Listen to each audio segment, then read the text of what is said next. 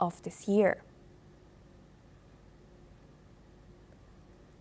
Now we move on to Asia. Tens of thousands of Filipinos took to the streets in Philippines today, protesting over the alleged corruption in government flood control projects. Over 30,000 people gathered on Manila's historic EDS highway, with another 20,000 in other parts of the capital and cities nationwide. The protests followed President Ferdinand Marcos Jr.'s admission that some flood projects involved kickbacks.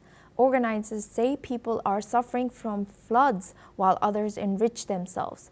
Marcos launched an independent inquiry, froze linked bank accounts, and saw his cousin resign amid the scandal.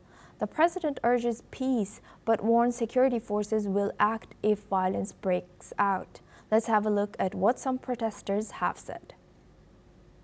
People are very angry because they have been victims of flooding for all these years. And flooding has made their lives so difficult. And yet the discovery that all the billions of pesos that were supposed to help them, that were supposed to solve the problem, have ended up lining the pockets of all these corrupt politicians, government officials, and contractors. We are calling on government to hold to account everyone who is involved in that corruption. No sacred cows, no allies. We are here to remind our people that during the anniversary of martial law was not just about authoritarian rule. Martial law enabled the plunder of our nation's wealth. Unfortunately, authoritarianism and plunder continue to plague our country. So we are here to demand action from the government. We are here to demand accountability against corrupt officials in the government. Now we go back to Ross Feingold. He's a political analyst, joins us live from Taipei. Thank you very much, Ross, for staying with us. Now, looking at Philippines, is this current Marcos administration, what are the risks, political risks, does this administration face amid these large-scale protests and allegations of kickbacks? Even if Marcos himself, President Marcos himself, is not involved in any corruption, the perception is that corruption has occurred recently during the 3 years that he's been in office. He took office in 2022.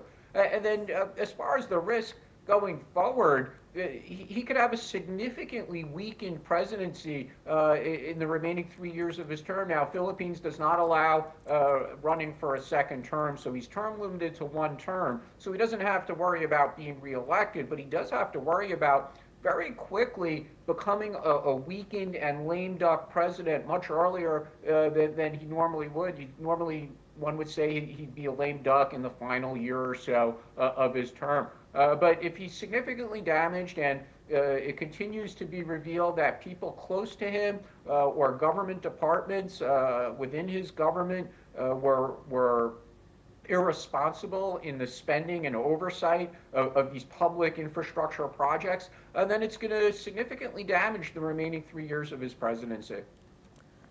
And how might this controversy influence upcoming elections or policy priorities for Philippines?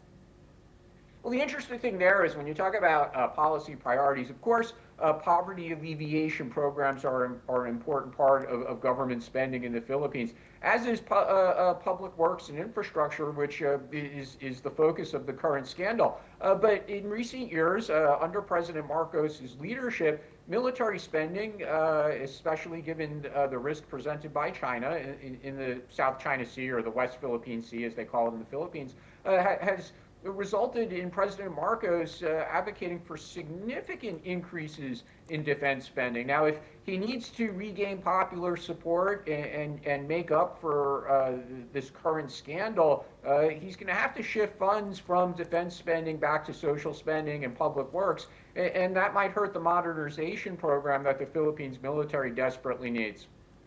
Right, and in what ways could these protests impact the broader fight against corruption in the Philippines?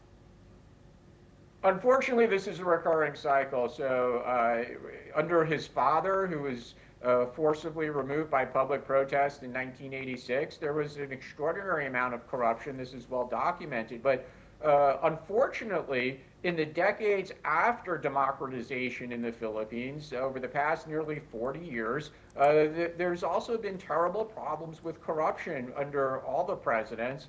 And at the national government level, at the local government level. And this is a problem that unfortunately doesn't go away in the Philippines. And really, it's up to the politicians and the people of the Philippines to remedy this. It really is a problem that they have to fix if their country is ever going to move forward, whether economically or by other measurements. Thank you very much, Ross Feingold, for joining us and sharing your insight as